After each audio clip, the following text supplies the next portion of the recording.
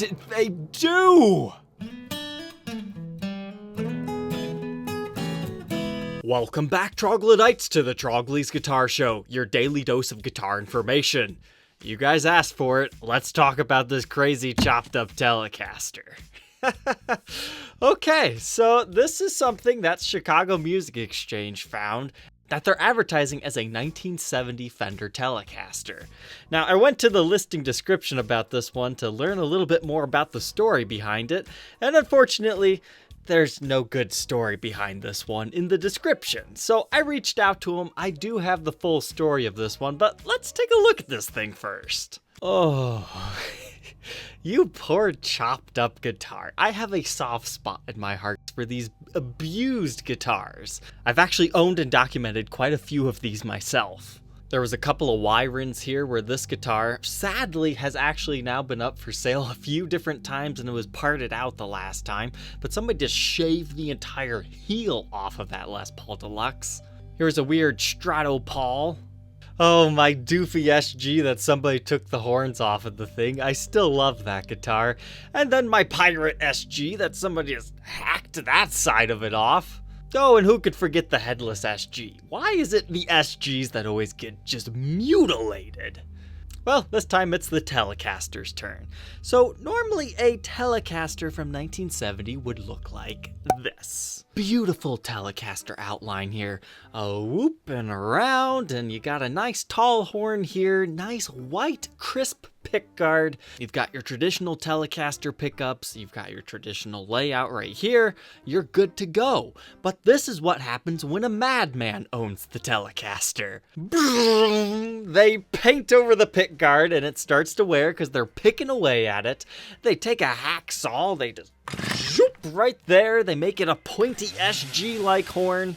They completely sand all the finish off to expose the ash body, but at the same time, it kind of gets this really cool grungy vibe to it. And then they put some postage stamp type like stickers on here. I'm not quite sure what that is. It's like a blue ball. And then over here, it looks like an American flag. That's kind of actually cool on this guitar. And then whatever this thing was, it appears that the pickup layout's at least the same, but the knobs have been changed to like brass styled ones. That's the way it looks anyways.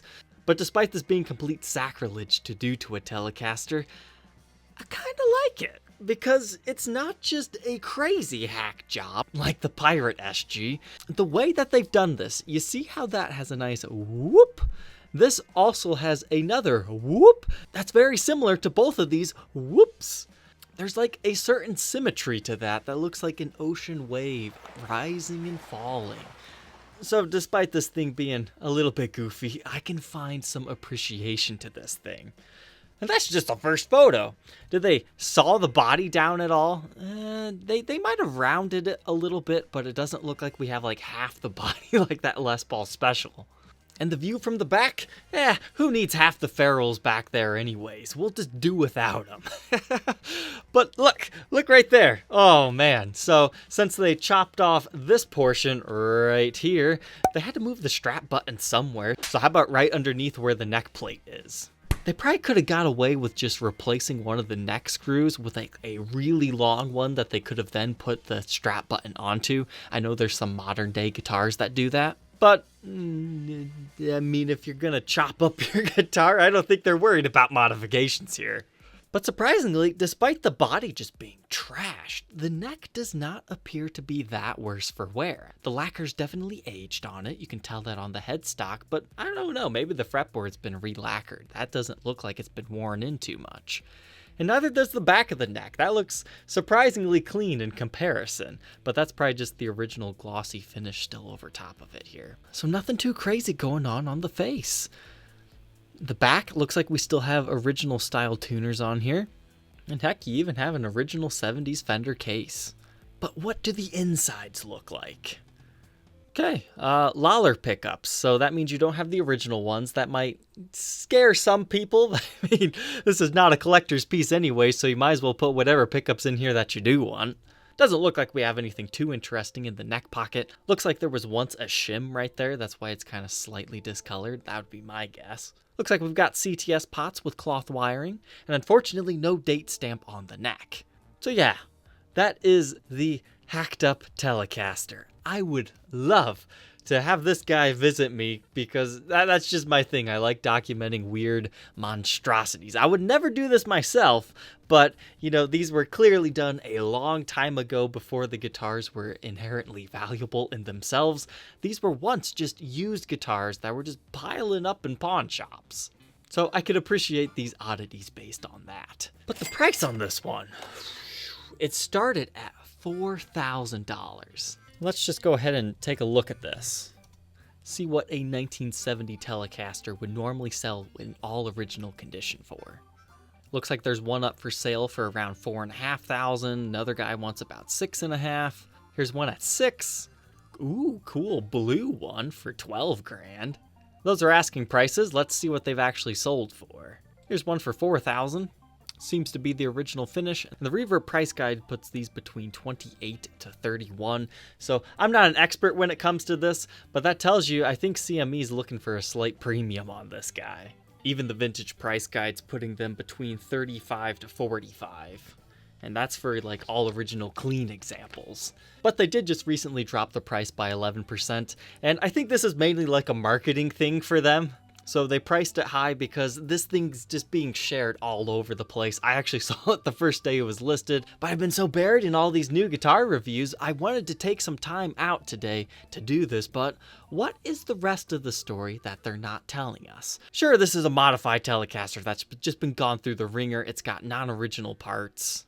And I've worked with CME and I've talked about them before, so I kind of have an open communication with them. So I asked them, I'm like, hey, I plan to feature this on an upcoming video to Daniel, who's like the head vintage buyer. So I was trying to see if he got the story when I thought he probably would have bought this at a guitar show or something.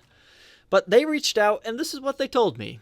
They purchased this from another guitar dealer that had held this back as their daily driver for a long time. Now, they didn't tell me what dealer or how long a long time is, but they said it's a really cool player. But the story is that the guy who's owned this for such a long time purchased it from another famous musician. Now, I want to be very clear, CME is not saying that this was his guitar. They have nothing to prove that, but it is rumored to have belonged to Scott Ian. Scott Ian.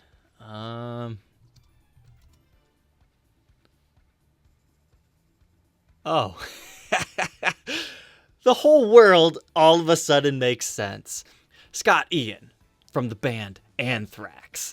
Can't you guys just see this thing shredding some madhouse? Everything makes sense. I could definitely see this in a metal guy band. They had to make this a metal guy Telecaster somehow, so they gave it the devil horns and symmetry. So hey, Scott Ian, if you're out there, can you verify, did you ever own this butchered Telecaster and did you butcher it? Or did you find it that way? Sometimes that's the best way to find these guys. That's some interesting provenance here. But another reason why this thing was priced so highly, they initially thought this was made in 1969. So that's going to change some figures. Go ahead and grab our book here, relook that up. Ooh, yeah. That's a huge price difference. So once again, 1970 in blonde is estimated between $35 to $45. But just 1 year earlier, in 1969, in the blonde finish, it's estimated between $53,000 to $7,000. So that definitely explains their predicament where they are price-wise. But again, sometimes I found when you have such a unique piece, people will pay more than what other people would say it's worth. Most people will look at this, say it's trash and it's garbage, it doesn't deserve to live and should be burned.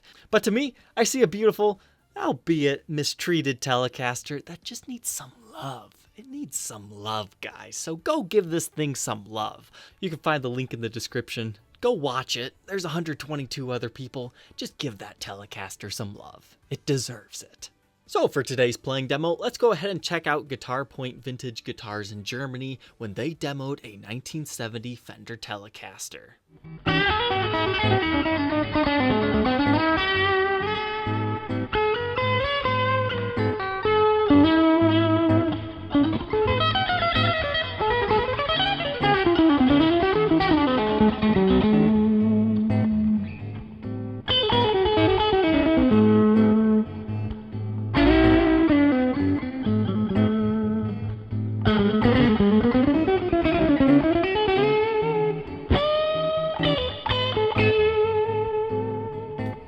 question left: would you rock the mutilated Telecaster or not? Could you see this being used in the band Anthrax?